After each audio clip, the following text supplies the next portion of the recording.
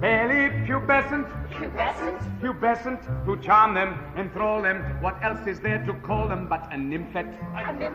A demi. En estos últimos meses he estado atrapada por dos libros: La naranja mecánica de Anthony Burgess y Lolita de Vladimir Nabokov. Me vi volviendo una y otra vez a estos títulos, encontrando similaridades, pero no siendo capaz de ponerle nombres a los tropos o poder explicarlos a profundidad. Esta comparativa que van a escuchar el día de hoy se basa en esta complicación que les acabo de relatar.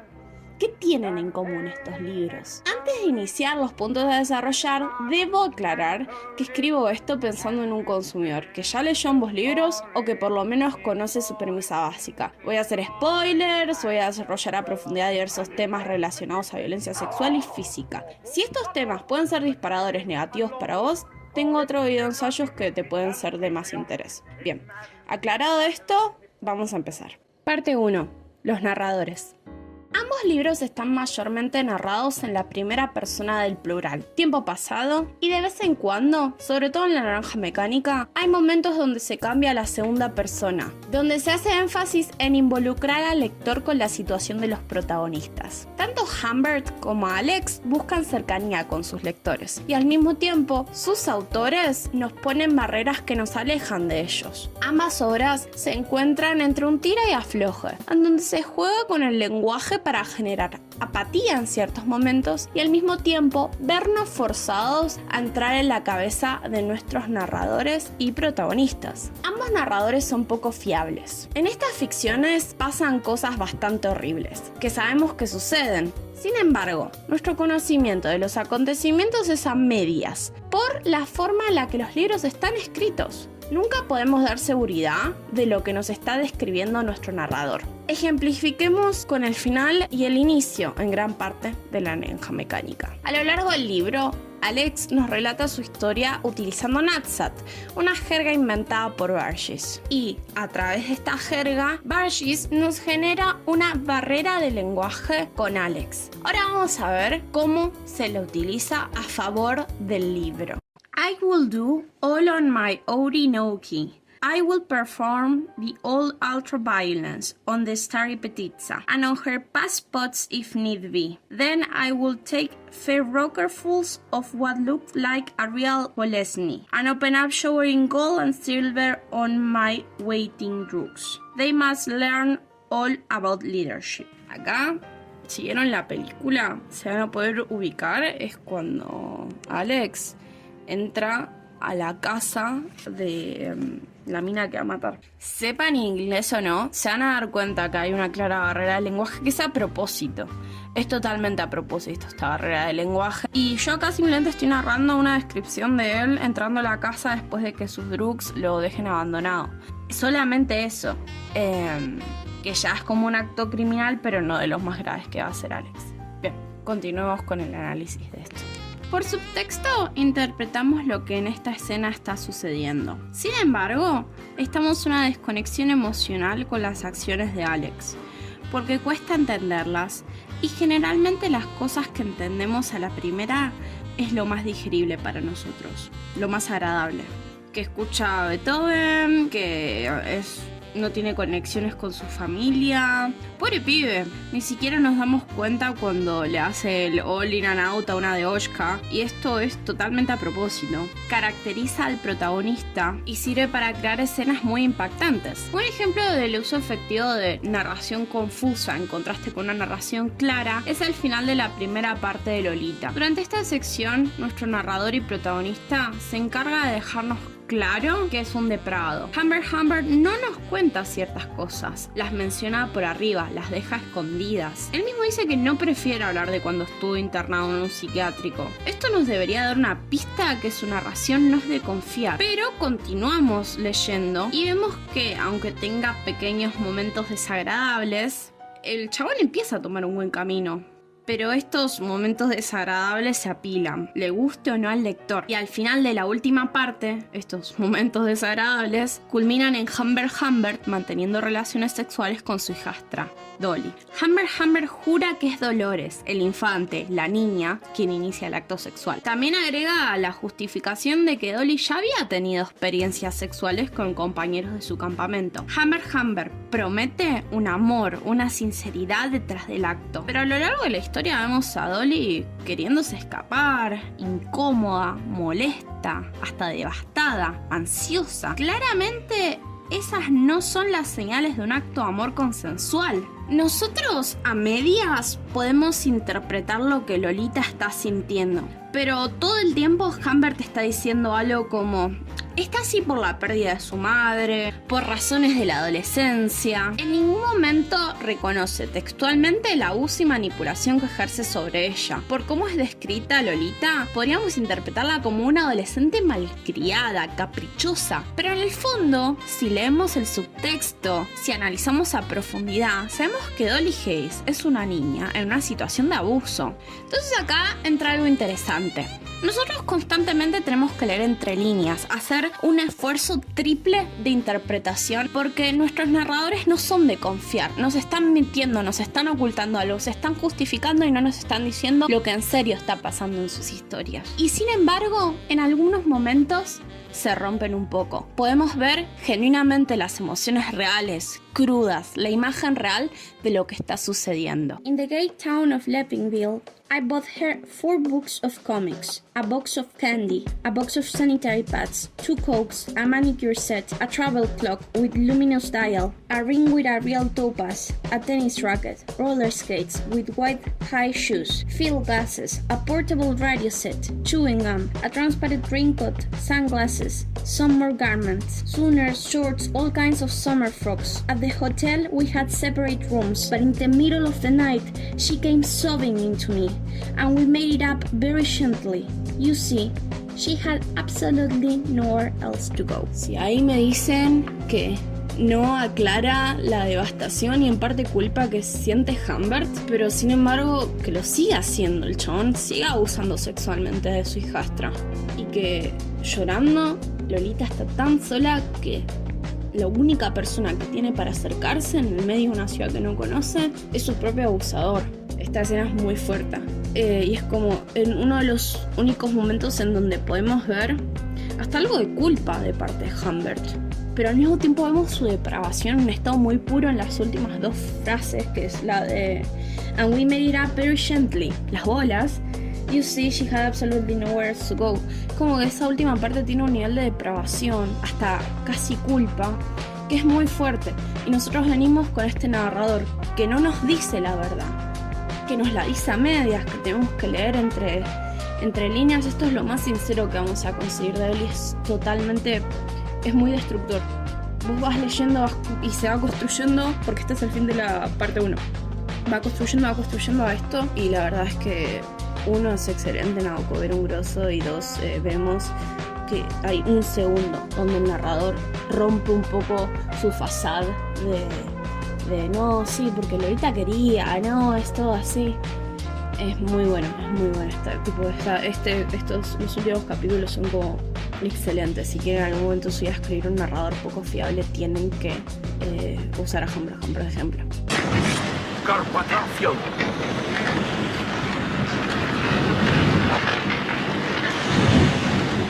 Néstor el orgulloso.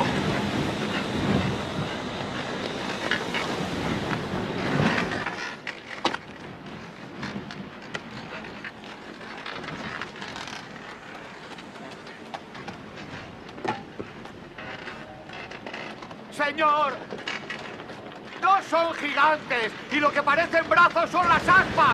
Narradores poco confiables. De alguna forma ya introduje este tema, pero resumidamente, en Retórica de la Ficción, Booth, un grosso de la teoría literaria, forma un análisis de los distintos tipos de narradores que existieron a lo largo de la historia. Al inicio habla de los narradores que todo lo saben, todopoderosos, que armaban el juicio que tenía el lector sobre los personajes. Sabemos que es piola porque nos dicen que es piola. Se lo adjetifica con formas positivas, como leal, valiente, bondadoso, y sus acciones también son presentadas de una forma heroica. Y tampoco en nuestra moral colectiva hay conflictos sobre las acciones de estos personajes y tampoco cómo el narrador las presenta. Si él rescata a la princesa, obviamente es una acción positiva, está salvándole la vida a alguien y esta persona es condecorada con nada, halagos, heroico, fuerte, etc.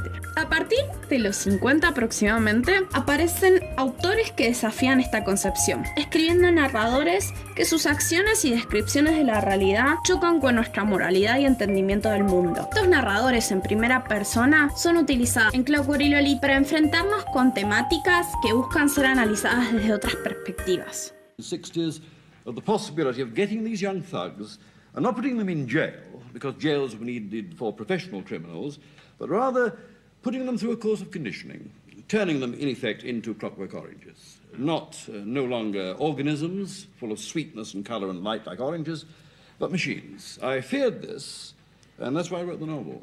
I feared the possibility that the state was all too ready to start taking over our brains and turning us into good little citizens without the power of choice.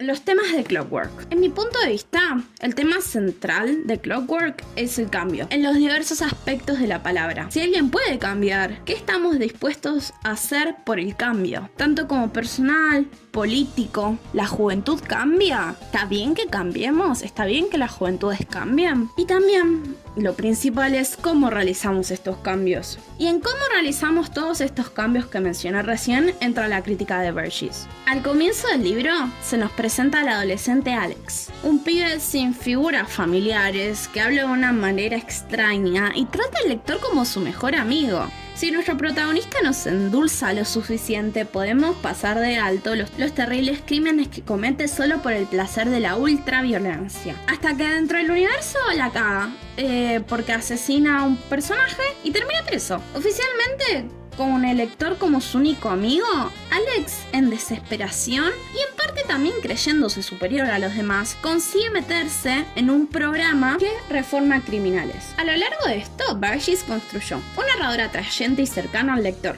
que al mismo tiempo esconde información relevante a través del uso de otros idiomas y un lenguaje inventado. Presentó el dilema, ¿Alex cambiará? Presentó su primer crítica a las terapias de reformación basadas en la psicología conductual, que es de lo que habla el resto del libro prácticamente. Hay un claro cuestionamiento. Si Alex se lo condiciona en contra de la ultraviolencia, ¿hay un cambio de verdad? El cura que Alex se amiga hace audible la cuestión. Sí, las acciones de Alex cambian, pero simplemente al final de este experimento, sea cual sean los cuestionamientos morales que se hacen los diversos personajes, sí, las acciones de Alex cambian. Él está condicionado a no poder ejercer ningún tipo de violencia ni ningún deseo por la violencia. El tema es que su paso penitenciario le arruina la vida. Esto suma otra pregunta clara. Si el prisionero cambia, ¿puede retomar su vida normal? Y se nota que a Burgess, el cognitivo conductual, no le gusta, porque hasta su self-insert ve a Alex como una víctima, a pesar de haber asesinado a una persona y abusado sexualmente de varias otras. Al final, Alex recupera la habilidad de gozar la ultraviolencia y ejercerla. Sin embargo, se siente vacío. Trata de unirse a otro gang, pero no siente lo mismo. Y ahora podemos notar que es el cambio verdadero para el autor, cuando nuestro protagonista se encuentra en la posibilidad de realizar lo que quiera, pero va un día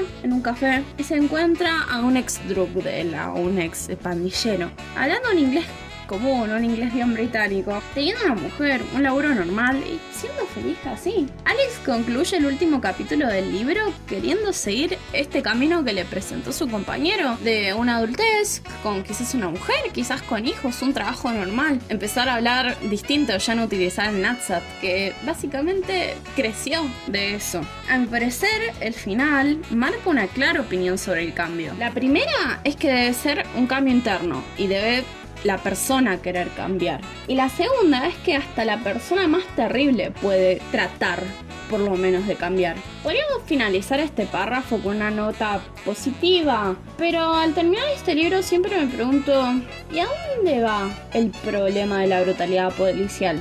lo difícil de reintegrarse a la sociedad, la manipulación mediática. Y siento que el libro me responde con la idea del final, de buscar esa comodidad, esa felicidad a través de lo cotidiano, a través de lo simple. Si vemos a Alex como un narrador poco confiable hasta el final, podemos ver el por qué Kubrick finaliza su película de forma distinta al material original. Pero, de forma conclusiva, me apego al Alex del último capítulo del libro. Personalmente, siento que por el mensaje de hasta el ser más horrible puede cambiar, es la total razón por la que Burgess escoge este tipo de narración, para hacer hincapié de que aunque mienta, haga los actos más inhumanos del mundo, él puede cambiar. Sobre todo porque, en la perspectiva de Burgess, Alex es joven. También este libro es en gran parte para criticar lo que a muchos jóvenes británicos, hippies, de distintos movimientos de la época, les estaban haciendo en las prisiones, que era tratar de reintegrarlos a la sociedad a través del condicionamiento. Y esto claramente a Burgess no le gustaba.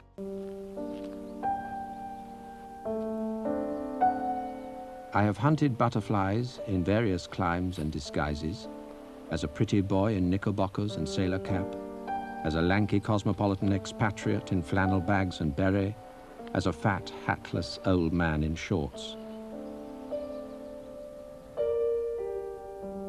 I discovered in nature the non-utilitarian delights that I sought in art. Both were a form of magic. Both were a game of intricate enchantment and deception.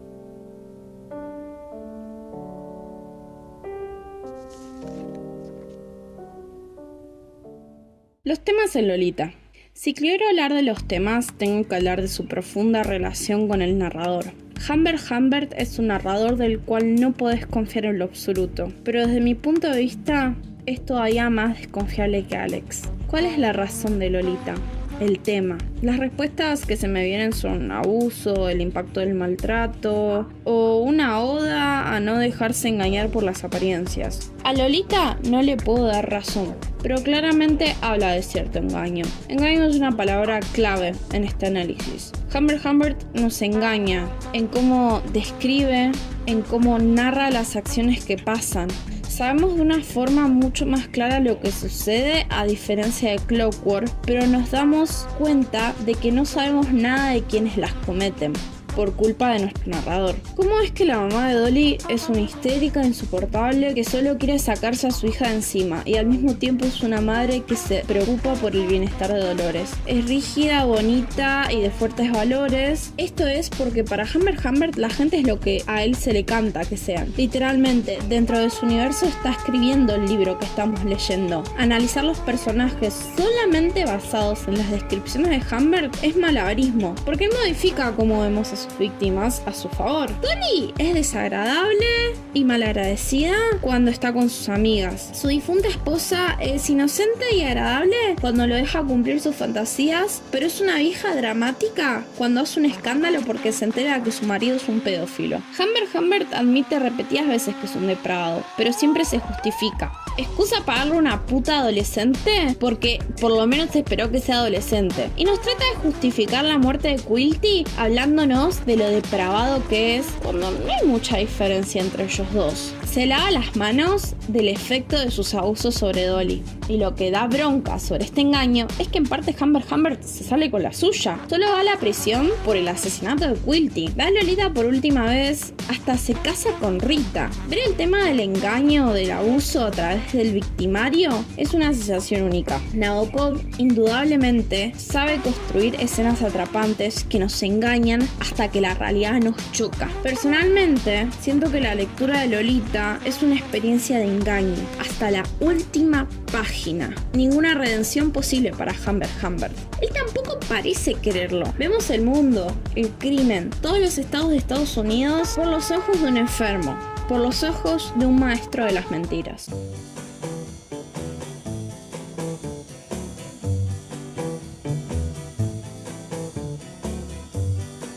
Los libros en su contexto. Para finalizar de entender sus conexiones temáticas y recursos narrativos, lo mejor que podemos hacer es ver los libros de forma cronológica. empezando con Lolita siendo publicado en el idioma inglés en Francia en el 1955. Durante la década del 50, la literatura inglesa estaba sacando libros muy relevantes para el siglo XX, como El hombre invisible, La rebelión de Atlas, Fahrenheit. Estos libros siendo muy influenciados por la Revolución Rusa y la Guerra Fría. Muchos autores habiendo vivido la Segunda o hasta la Primera Guerra. Esto estando relacionado a los temas de brutalidad, opresión y bueno, guerra. Aunque podríamos interpretar a Lolita aislada de estos temas, si prestamos atención podemos ver los comentarios de Humbert Humbert sobre el American Lifestyle, cómo lo detesta y los estúpidos que son los estadounidenses. A nivel narrativo, muchos libros de esta década estaban utilizando narradores en primera, con mucho flujo del pensamiento y generalmente con aspectos antiheroicos o poco confiables, para hablar de temas controversiales o choqueantes a nivel político, moral o social. También muchos de ellos del género de ciencia ficción. Ejemplos de esto que se me vienen a la cabeza son El guardián en el centeno, Un mundo feliz, la última siendo gran inspiración para varias de las obras mencionadas anteriormente. El propio Borges dice haber deseado ser el escritor de ese libro. Vemos que Lolita está un poco más alejada del contexto político, pero sigue siendo influenciada en temas y principalmente sus herramientas narrativas. Les repito, narradores en primera, temas controversiales moralmente, narradores poco fiables o antiheroicos. Esta desconexión a nivel político puede ser debida a la nacionalidad de Nabokov. Sin embargo, esto es algo sobre lo que solamente podemos especular. Volviendo a La naranja mecánica, vemos que Borges está influenciado por el sci-fi que trae Brave New World en el 30 y explota con 1984, La rebelión de Atlas, Yo Robot en el 50. Libros muy marcados por la Revolución Rusa, las guerras y la explosión en nuevas tecnologías por las carreras espaciales, etc.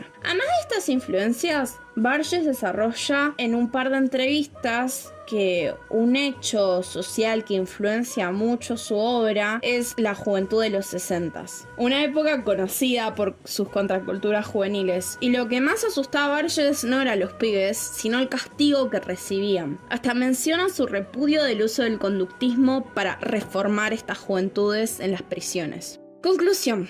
El hilo unificante entre estas dos novelas es su narración. Primera persona, poco fiable. Dos de las novelas más importantes de la literatura en el idioma inglés del siglo XX. El gran poder de estas obras reside en su tratamiento de forma elocuente de temas que hasta el día de hoy generan escándalo, shock, pero que de todos modos son parte de nuestra realidad. La violencia, el abuso, la manipulación. Creo que hay mucha fuerza en un trabajo escrito hace más de 60 años con estas capacidades de conmover y que puede ser releído y reanalizado mientras que el tiempo pasa y la sociedad cambia, pero sin perder su fuerza y escándalo que ambas generaron en sus primeras tiradas.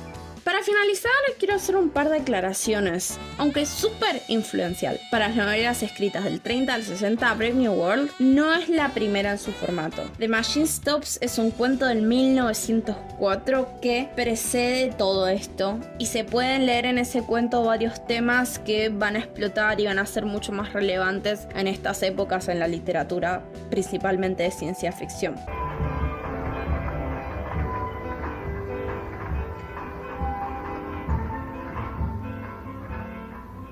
How many of you have ever committed a murder? I found it a surprisingly unsurprising experience. For 18 years of my 40, I have been a teacher. And every morning while shaving, I invariably looked in the mirror and said, Humbert, you look exactly like a teacher. The day after the murder, I looked in the mirror and I said, Humbert, you still look exactly like a teacher. Furthermore, I still felt like a teacher. Then, how, I wonder, and perhaps you do, how can a man with neither tendency nor training suddenly, not only with premeditation, but... Bueno, esta fue la comparativa de dos libros que tienen un par de cositas en común. Nada, este video llevó un rato a hacer, tenía que leer los dos libros, vas a releerlos y todo eso. La verdad estoy bastante contenta por haber conseguido terminar un guión. Todo esto fue gracias, no sé si al anónimo, Fue el anónimo que dijo, ay, aquí no te terminas un video antes de fin de año. ¿Y sabes qué lo hice, flaco? Lo hice. Un par de aclaraciones, es Barges, no Barshis. Lo leí como Barshis porque dije English. Pero no, lo pronuncié mal. Después,